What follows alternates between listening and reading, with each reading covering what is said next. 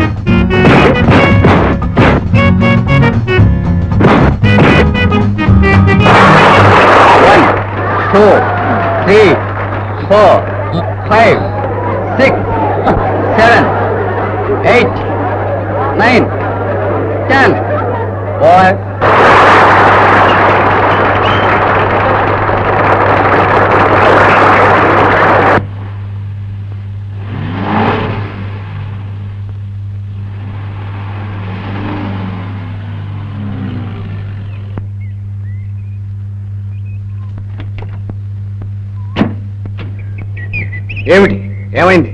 Petrol block అయింది sir. త్వరగా కానీ.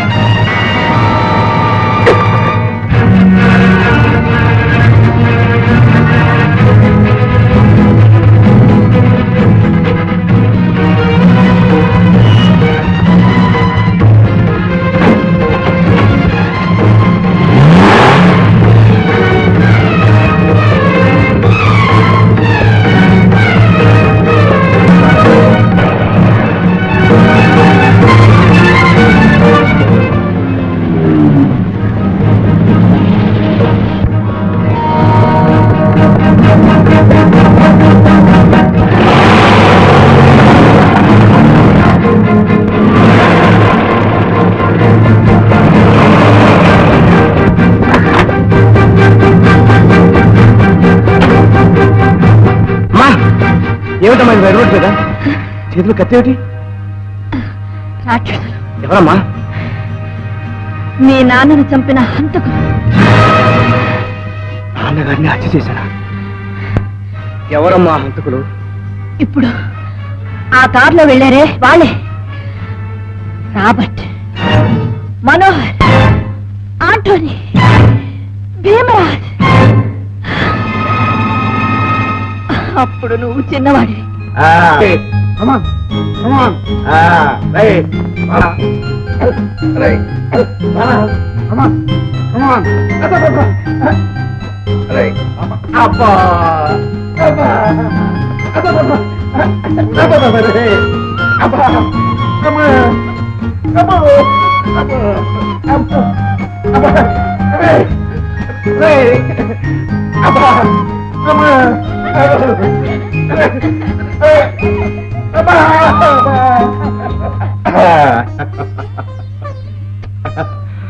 చూసారా విశాలక్ష్మి గారు, మీ కుమారుడు పువ్వు పుట్టగానే పరిమళిస్తుందని తండ్రి పువ్వులకి ఎక్కడ పోతుంది? అదిగో అదిగో వాడు పోస్ట్ చూడండి. వీడు పెద్దవాడైతే పెద్ద బాక్సింగ్ ఛాంపియన్ అని పేరు తెచ్చుకుంటాడు. తండ్రిని మించిన కొడుకని పేరు తెచ్చుకుంటాడండి. మరి ఏమనుకున్నారు? పులిపిడ్డే. అది సరే గాని పిల్లవాడితో ఇలా ఆడుకుంటూ కూర్చుంటే మనం గుడికి వెళ్ళేది ఎప్పుడు? ఈ ఆటలో పడి గుడి సంగతే మర్చిపోయాను. రా బాబు. విశాలాక్షి గారు, బాబుని కూడా తీసుకెళ్తాం. మిమ్మల్ని ఏమైనా ఇబ్బంది పెడతాడేమో. ఇబ్బంది ఏముందండి, వీళ్ళందరూ మాకు అలవాటేగా. పైగా వీళ్ళు లేకపోతే మాకు ఒక క్షణం కూడా వస్తుంది. కుమార్, అమ్మ టాటా చెప్పు.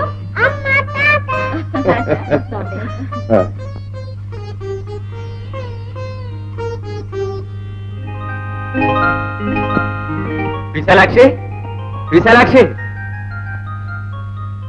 మీరే గెలిచారా? ఇంకా అనుమానం? ఈ బాక్సింగ్ ఛాంపియన్ విశ్వనాథ్ జీవితంలో ఓటమైన మాటకి తావులేదు. మనోహర్, నువ్వు ఇక్కడే ఉండి లోపలికి ఎవరు రాకుండా చూసుకో.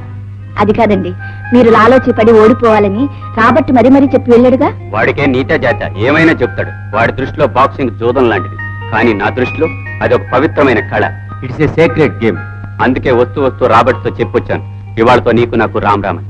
అదంత తేలిక కాదు విశ్వనాథ్.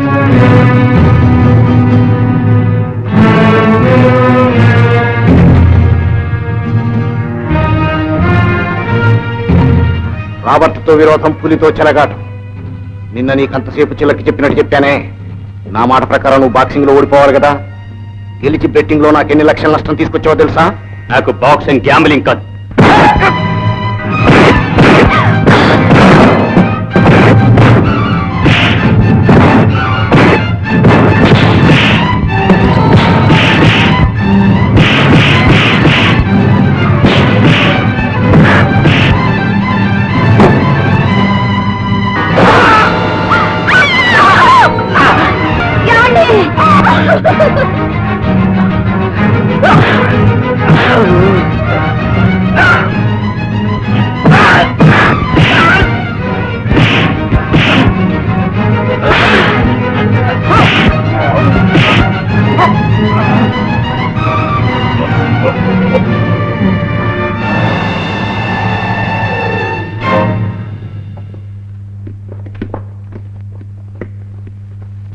అంతే, అంతవరకే నాకు జ్ఞాపకం ఉంది. ఆ రోజున చూసిన హంతకు మళ్ళీ ఇన్నాళ్ళకి ఇప్పుడే చూశాను. నా గురువు మీద పడి మీ నాన్నగారిని నిర్దాక్షిణ్యంగా పోనీలే, వెళ్ళి త్వరగా వచ్చి.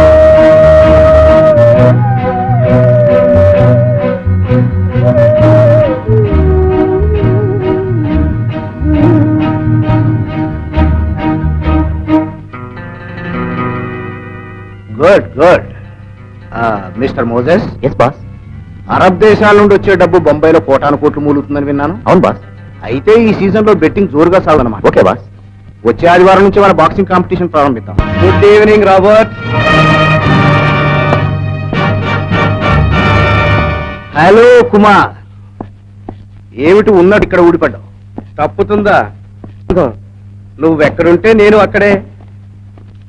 అంటే ఆ రోజు నా బాక్సింగ్ చూసి చాలా మెచ్చుకున్నావు కదా? అవును, no doubt you are a great boxer. మాయవా, అందుకేగా ఇంత దూరం వచ్చింది. మరి ముందే చేరమంటే నాకు ఇంట్రెస్ట్ లేదన్నావు. అవును, అప్పుడు అలా అన్నాను. ఇప్పుడు పరిస్థితులు మారాయి. దేనికైనా సమయం సందర్భం కలిసి రావాలి కదా. ఇప్పుడు ముహూర్తం కుదిరింది, వచ్చేసాను. Very good my boy. నాకు ముందే తెలుసు నువ్వు ఎప్పటికైనా నా దగ్గరికి వస్తావని. నీకు ముందే తెలుసా? నాకిప్పుడే తెలిసింది. పర్వాలేదు, బెటర్ లేట్ దెన్ నెవర్. నీ ఆశయం నెరవేరుతుంది, లక్షలు సంపాదిస్తా. నాకు లక్షలు ముఖ్యం కాదు రాబర్ట్, వచ్చిన పని. అంటే అదే, నాకు చేతి నిండా పని కావాలి. మేము ఇంతమంది ఉండగా నీకు పనికేం తక్కువ? కరెక్ట్, నాకున్న పని మీతోనే. మిస్టర్ రాబర్ట్, ఈ పోటీలో ఈ ముగ్గురితో నేను ఛాలెంజ్ చేస్తున్నాను. నాతోనా? Yes.